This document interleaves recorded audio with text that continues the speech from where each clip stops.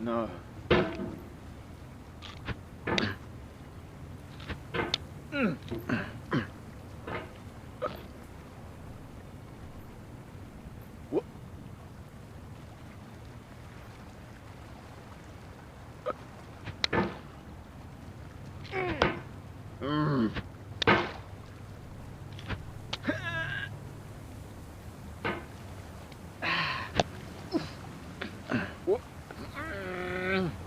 There's no feeling more intense than starting over. If you deleted your homework the day before it was due, as I have, or if you left your wallet at home and you have to go back after spending an hour in the commute. If you won some money at the casino and then put all your winnings on red but it came up black. If you got your best shirt dry cleaned before a wedding and then immediately dropped food on it. If you won an argument with a friend and then later discovered that they just returned to their original view. Starting over is harder than starting up. If you're not ready for that, like if you've already had a bad day, then what you're about to go through might be too much. Feel free to go away and come back. I'll be here. Alright, thanks for coming with me on this trip. I'll understand if you have to take a break at any point. Just find a safe place to stop and quit the game. Don't worry, I'll save your progress. Your task is simply to drag yourself up a mountain with a hammer. And that act of climbing, in the digital world or in real life, has certain essential properties that give the game its flavor. No amount of forward progress is guaranteed. Some cliffs are too sheer or too slippery. And the player is constantly, unremittingly in danger of falling and losing everything.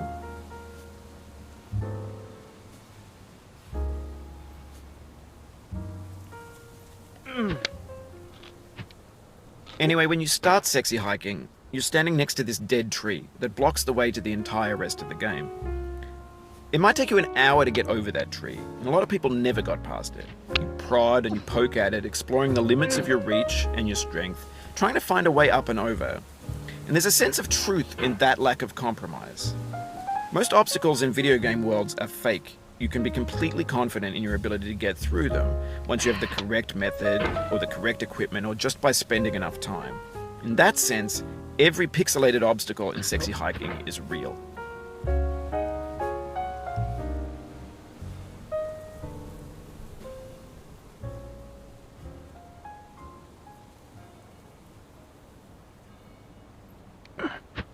The obstacles in sexy hiking are unyielding, and that makes the game uniquely frustrating.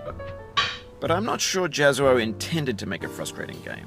The frustration is just essential to the act of climbing, and it's authentic to the process of building a game about climbing.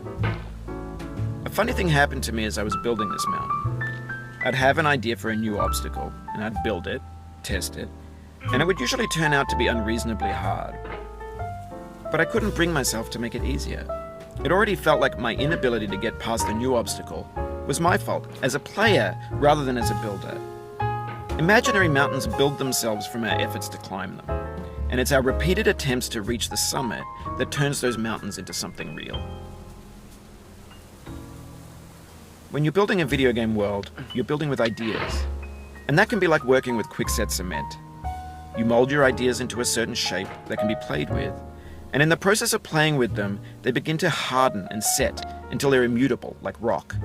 And at that point, you can't change the world. Not without breaking it into pieces and starting fresh with new ideas.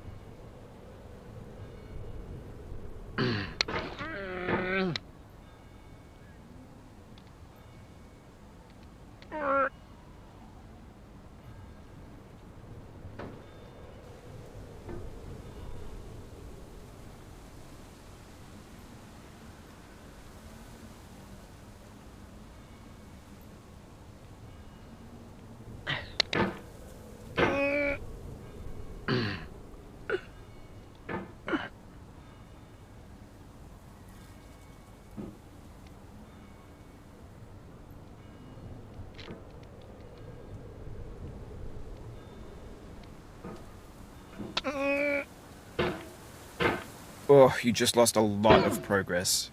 That's a deep frustration.